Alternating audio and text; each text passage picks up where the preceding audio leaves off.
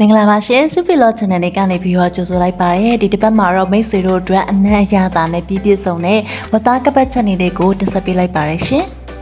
ဆွနေရတော့ဒီမှာဝတ်သားတယောက်စာလေးကိုပေါ့နော်ယူလိုက်ပါတယ်ပြီးရင်တော့အတုံးလေးတွေကိုခပ်ပါးပါးလေးလှီးလိုက်ပါတယ်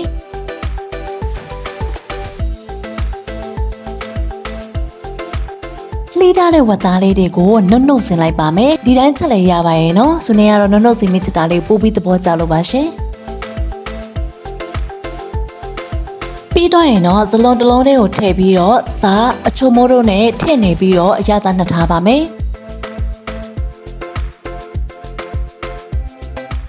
နောက်ထပ်လိုအပ်တာတွေကတော့ခရမ်းကျင်တစ်လုံးငရုတ်ဘွားတစ်ချမ်းကြက်သွန်ဖြူတစ်ဦးကြက်သွန်နဲ့နှလုံးလိုအပ်ပါတယ်ကြက်သွန်ဖြူလေးတွေကိုပပလေးလှီးလိုက်ပါမယ်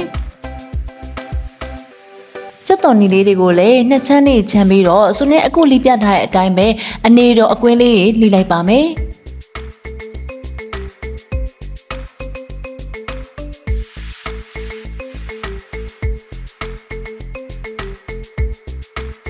ငရုတ်ပေါင်လည်းဆွနေအခုလေးပြတဲ့အတိုင်းပဲဒီဇောင်းလေးတွေမထူမပအရွယ်လေးတွေလှီးလိုက်ပါနော်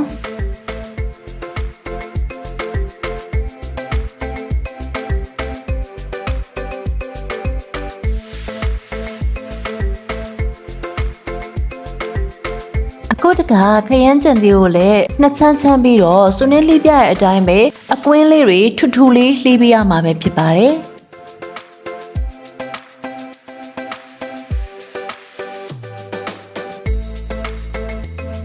အားလုံးစံနေဖြစ်ပြီဆိုရင်တော့ဒိတ်အိုးကိုမီးပူပေးလိုက်ပါဒိတ်အိုးပူလာပြီဆိုလို့ရှိရင်တော့စီများများလေးထည့်ပေးရပါမယ်နော်စီဆူလာပြီဆိုရင်တော့လှီးထားတဲ့ကြက်သွန်နေနဲ့ကြက်သွန်ဖြူတွေကိုအရင်ဆုံးထည့်ပြီးတော့မှွေပေးပါကြက်သွန်ဖြူနဲ့ကြက်သွန်နီလေးတွေနွမ်းစပြုလာပြီဆိုရင်အယောင်တင်မို့ထမင်းစားစွန်းတစ်စွန်းထည့်ပြီးတော့မှွေပေးရပါမယ်ပေးသွားရင်တော့အယောင်လေးပို့ပြီးတော့လှသွားအောင်ပဲငယ်များရဲ့အနောက်အနှဲငယ်ထည့်ပြီးတော့မှွေပေးပါ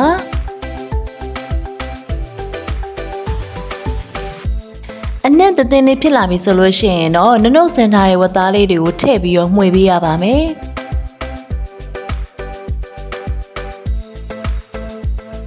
ပေးသွားရင်တော့အရသာအပေါ်ငံအတွက်ကိုမြည်ပြီးတော့စားနဲ့အချုံမုံလေးထည့်ပေးပါအချုံမုံမသုံးတဲ့သူတွေကတော့ကြားထည့်ပေးလို့ရပါတယ်နော်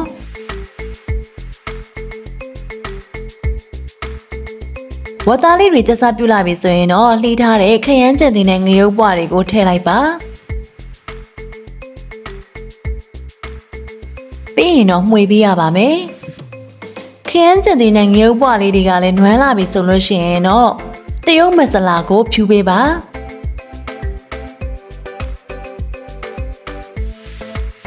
ပြီးသွားရင်တော့မှွေပေးရပါမယ်နော်